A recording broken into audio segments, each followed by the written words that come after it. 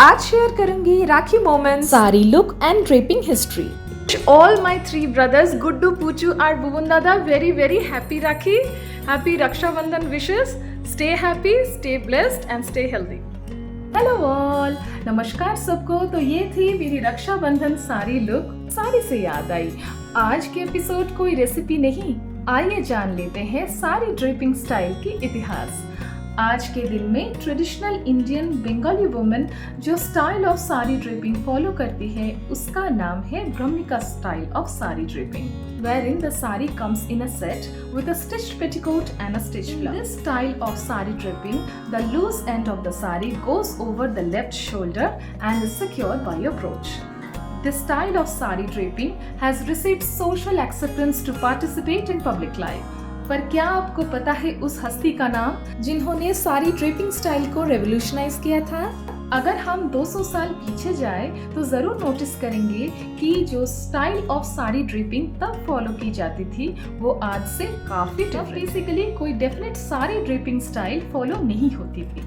Indian women तब unstitched piece of cloth जो साड़ी है उसको कैसे भी करके रैप कर लेती थी और कोई डेफिनेट ड्रेपिंग स्टाइल नहीं थी। लेडीज तब घर से बाहर ज्यादा आते जाते नहीं थे, तो एक लेडी की जो जर्नी होती है वो अपने मायके से ससुराल और ओल्ड एज आ जाने पे ससुराल से क्रिमेशन ग्राउंड तक की लिमिटेड। जेंडर डिस्क्रिमिनेशन सिर्फ इंडिया में लिमिटेड नहीं थी, it was a global issue. Stereotype और टैबू से भरे हुए सोसाइटी में there was a leading lady जिन्होंने इंडियन बंगाली वुमेन को सिखाई एक ऐसी sari draping style that gave them confidence to go ahead and win the world, जो थी फेमस टैगोर फैमिली की डॉटर इन लॉ। जी हाँ, मैं बात कर रही हूँ ज्ञानोदा नंदिनी देवी ठाकुर की। ईयर 1850 में 26 जुलाई बांग्लादेश के जोशोर में उनका जन्म हुआ और बहुत ही कम एज में उनकी शादी हुई गौरीदान प्रथा से वर्ल्ड पोएट रविंद्रनाथ टैगोर के एल्डर ब्रदर सत्येंद्रनाथ टैगोर के साथ। 1863 में हस्बैंड सत्येंद्रनाथ टैगोर का सिलेक्शन हुआ इंडियन सिविल सर्विसेज में, तो ट्रेनिंग के लिए जब उनका इंग्लैंड जाना हुआ तो वो अपने अर्धांगिनी को भी साथ में लेके गए थे। अब सोचिए, the Tagores were from the famous Jorasanko family, but the challenge was कि प्रेस्टिजियस टैगोर फैमिली की डॉटर इन लॉ इंग्लैंड तो जाएगी पर क्या पहन के जाएगी। बहुत ही क्लमजी तरीके से साड़ी जो है उसको ड्रेप की जाती थी। Moving around with that attire was very difficult, specially when you go out of the house.